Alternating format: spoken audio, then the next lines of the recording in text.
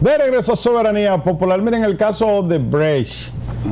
Yo pienso que cierra un capítulo con una nota discordante y exponiendo a la República Dominicana como ser un país donde hay impunidad, donde las cosas no se manejan acorde a los preceptos legales. Y desde luego yo no voy a culpar ahí a ninguno de los beneficiarios de esas sentencias, sino al establishment político que gobernaba el país en el momento que estalló el escándalo de Odebrecht.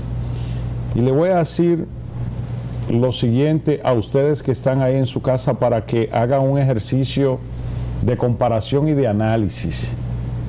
Odebrecht estalla en Brasil con el caso Lava Jato y implosiona en Estados Unidos con una investigación del gobierno norteamericano a la participación de esa empresa por varios países del continente, sobre todo de Latinoamérica, y el proceder desastroso, de forma incorrecto, de esa empresa para conseguir licitaciones, para conseguir obras y para redistribuir coima, que es lo mismo aquí que acto de corrupción. Y esa empresa, que tuvo casos por toda Latinoamérica, Estados Unidos, Canadá, en todos los países donde explotó el caso Odebrecht, hay gente todavía purgando cárcel. Todavía hay expresidentes purgando cárceles, exvicepresidentes y funcionarios y empresarios. Y que diga la operación de Odebrecht, ¿verdad? El complot ahí, el entramado mafioso y empresarial, que en la República Dominicana le fue tan bien que hicieron el centro de operaciones, lo mudaron de Brasil hacia la República Dominicana por la situación geográfica y por la protección que tenían de las autoridades que gobernaban en ese momento, que un miembro de ese entramado mafioso tenía una oficina en el Palacio como asesor del presidente. Se nos va a olvidar eso. Y que cuando explosiona ese caso, se manejó de una forma de Estado, de una forma política burda. Y desde que ese caso fue manipulado políticamente, cuando nosotros vimos cómo se le dio un manejo de carácter político para, desde el embrión, desde que nosotros conocimos el sometimiento y la participación de ese Ministerio Público del momento, que empezó con el amigo Brito, ¿verdad?, que aspira a presidente del PLD hoy, Domínguez Brito, y después siguió con Jean Alain, y de que las visitas allá a Washington, y de que los acuerdos, y de que este iba a ser el primer país que iba a tener conocimiento, delaciones premiadas, las delaciones premiadas, y de que aquí iba a ser el primer país que iban a caer condenados a 20 años, y de que aquí se iba a devolver ese dinero. Resulta que es el único país donde mayor flujo de soborno hubo, donde mayores políticos fueron permeados, congresistas y también miembros de gabinete, y donde no hay un preso. ¿Y por qué nosotros decíamos que eso iba a terminar así? Por la composición del expediente. El expediente fue argumentado para eso, para que se caiga, lo decíamos. Este es un expediente que primero está permeado politiqueramente, porque cuando quisieron involucrar miembros de otros partidos políticos ¿Para qué? Para relajarlo, para que la atención del ciudadano no fuera solamente al gobierno de turno y al partido de turno, porque le iba a ir muy mal electoralmente. Y acuérdense que íbamos en una reelección del presidente actual en ese momento, que tenía hasta los tuétanos involucrados en eso. ¿Y qué hicieron? Involucraron a presidente, secretario general del partido principal de oposición, a las dos cabezas del Congreso que ya habían abandonado esos cargos, como el amigo Pacheco, el amigo Chu, el amigo Andrés, que ocuparon importantes cargos en el Congreso cuando se conocieron varios préstamos para Odebrecht, que ellos por cierto no lo aprobaron y que no votaron por eso. Y ya ustedes saben el desastre que hay. Hicieron un mamotreto de expediente para que se caiga. Hicieron unos delatores que nunca lo trajeron al país para lo que es el careo que manda el código, para que es el interrogatorio, para que es la exposición en el juicio como testigo, para que sean ellos lo que puedan decir, delatar a viva voz, para que el Ministerio Público lo interrogue y para que la defensa lo interrogue.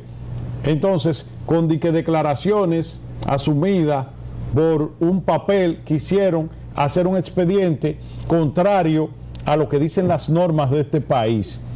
Y eso se veía que más tarde o temprano se iba a caer el expediente, porque donde no hay pruebas puede haber el hecho más evidente.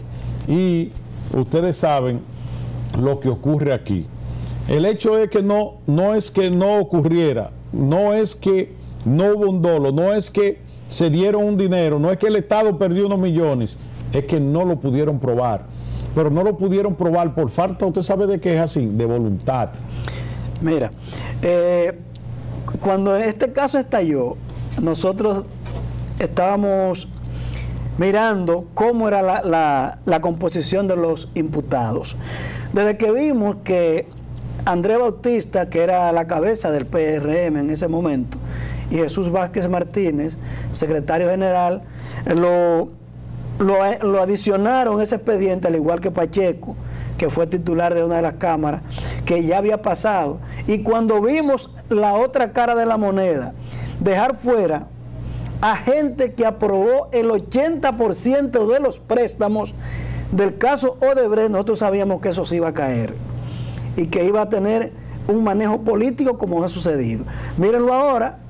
Jean Alain empezó, creo que el primer encontronazo entre Jean Alain y Miriam Germán empezó por eso, recuérdense, porque doña Miriam dijo, eso es un expediente flaco que se va a caer, y cuando él la cuestionó, doña Miriam se inhibió, porque tiene una relación con uno de los imputados, Díaz Rúa, y miren cómo ahora el país donde operaba la Dirección General de Operaciones Estructurales, oye, era como se llamaba, Dirección General de Operaciones Estructurales, esa era la máquina de soborno que estaba instalada aquí por la componenda que había con el sector de gobierno en ese momento, y miren cómo son las cosas.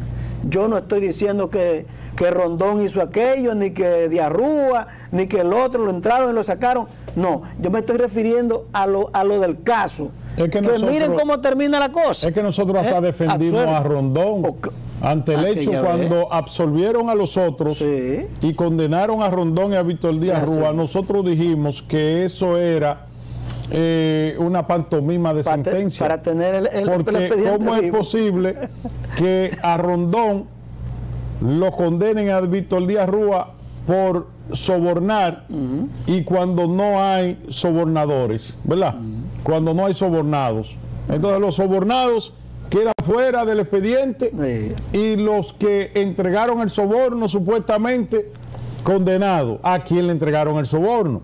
Entonces eso fue una falsa, que lo que llena es de vergüenza el sistema de justicia de este país, lo vuelve a poner en ridículo y nos dice a nosotros que de verdad el presidente de la República tiene razón cuando entiende que hay que hacer una reestructuración y hay que refundar la justicia dominicana y que hay que hacer aquí un ministerio de justicia para tratar de cambiar todos esos exponentes politiqueros que aún quedan ahí.